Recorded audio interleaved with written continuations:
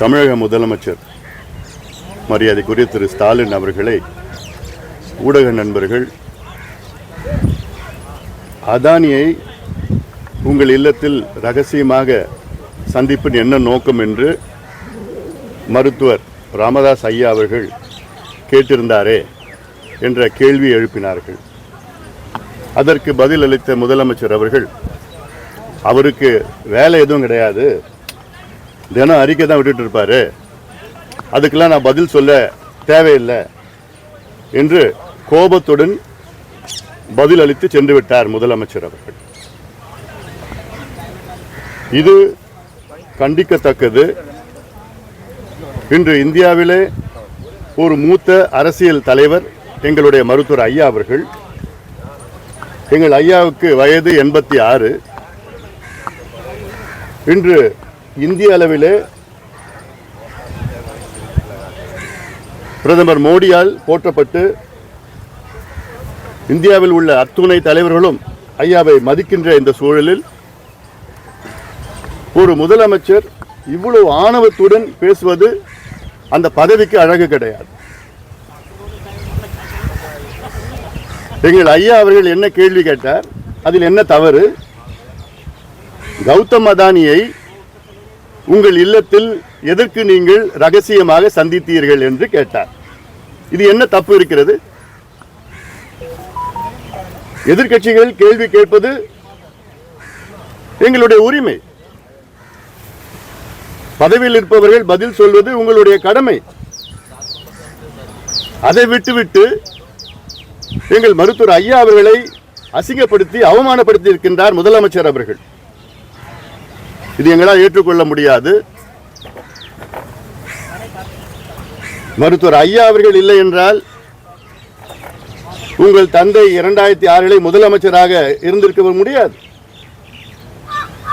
Minority அரசு என்று ஜெயலலிதா அவர்களால் தொடர்ந்து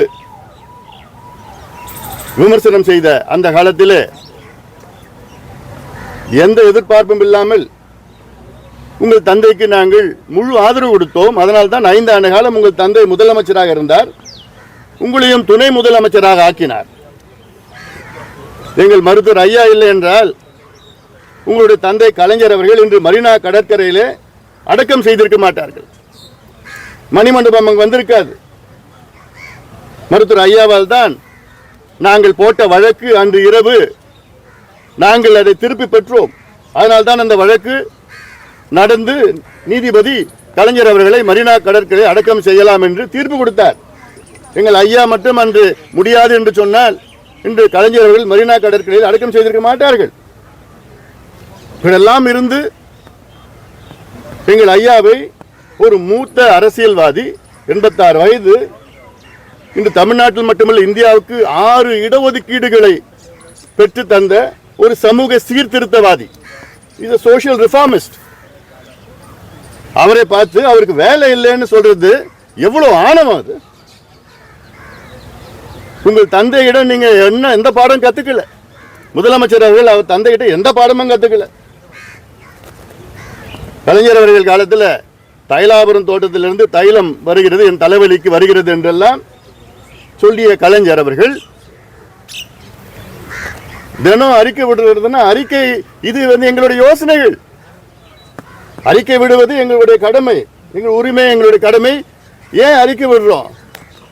தமிழ்நாடு மக்கள் நலம் பெற வேண்டும், தமிழ்நாடு வளர்ச்சி பெற வேண்டும் என்ற காரணத்தால் தான் அறிக்கை விடுகின்றோம். அது நல்ல யோசனைகளாக நீங்கள் எடுத்துக்கொள்ள வேண்டும். நாங்கள் என்ன கேட்டோம்? ஏன் அதானி வந்தார், உங்களை சந்திச்சாரு? அது அதிகாரபூர்வமான சந்திப்பா இல்ல தனிப்பட்ட சந்திப்பா? அதுல ஏன் வீட்டிலேயே அந்த சந்திப்பு நடந்தது? அமெரிக்காவில் தமிழ்நாடு மானம் கப்பலேறி போயிட்டு இருக்கு. அமெரிக்கா நீதிமன்றத்தில் அதானி குழுமம் இந்தியாவில் உள்ள அரசியல் தலைவர்களுக்கு, அதுவும் குறிப்பாக 5 மாநிலங்களில் தமிழ்நாடு, தெலுங்கானா, ஆந்திரா, ஒரிசா, சத்தீஸ்கர், ஜம்மு காஷ்மீர், இந்த 5 மாநிலங்களில் உள்ள அதிகாரிகள் அரசியல்வாதிகளுக்கு கையூட்டு, அதாவது 2250 கோடி ரூபாய் கையூட்டு கொடுத்ததாக அமெரிக்கா நீதிமன்றத்திலே ஒரு குற்றச்சாட்டு. அப்போ அதுக்கு பதில் சொல்ல வேண்டியது முதலமைச்சருடைய கடமை. அதை விட்டுட்டு அமைச்சர் பதில் சொல்வார்னா, அதானி அவர்கள் உங்கள் இல்லத்தில் சந்திப்பதற்கு அமைச்சர் எதுக்கு பதில் சொல்லணும்? உங்களை நீங்க சொல்ல வேண்டியதானே? இது ஒரு சாதாரண ஒரு கேள்வி. உங்கள் மடியில கனம் இல்லைன்னா நீங்க பதில் சொல்லிட்டு போங்க. உங்களுக்கு எதுக்கு இவ்வளவு பதட்டம்? உங்களுக்கு ஒரு மிகப்பெரிய ஒரு ஊழல் குற்றச்சாட்டு அமெரிக்காவில், அதுவும் அங்க அமெரிக்காவில் அங்க FBI எல்லாம் விசாரணை பண்ணிட்டு தான் அதை தாக்கல் செஞ்சிருக்கிறாங்க. அதுக்கு தமிழ்நாடு பேர் அடிபட்டு இருக்கு. அதுக்கு ஐயா என்ன கேட்டிருக்காரு? விசாரணை நடத்துங்கன்னு சொல்றாரு. பாதகம் செய்பவரை கண்டால் நாம் பயங்கொள்ளலாகாது பாப்பா, மோதி மிதித்து விடு பாப்பா, அவர் முகத்தில் உமிழ்ந்து விடு பாப்பா. அண்மை செய்திகளை உடனுக்குடன் தெரிந்து கொள்ள இணைந்திருங்கள் இயம்நாடு தொலைக்காட்சியுடன்.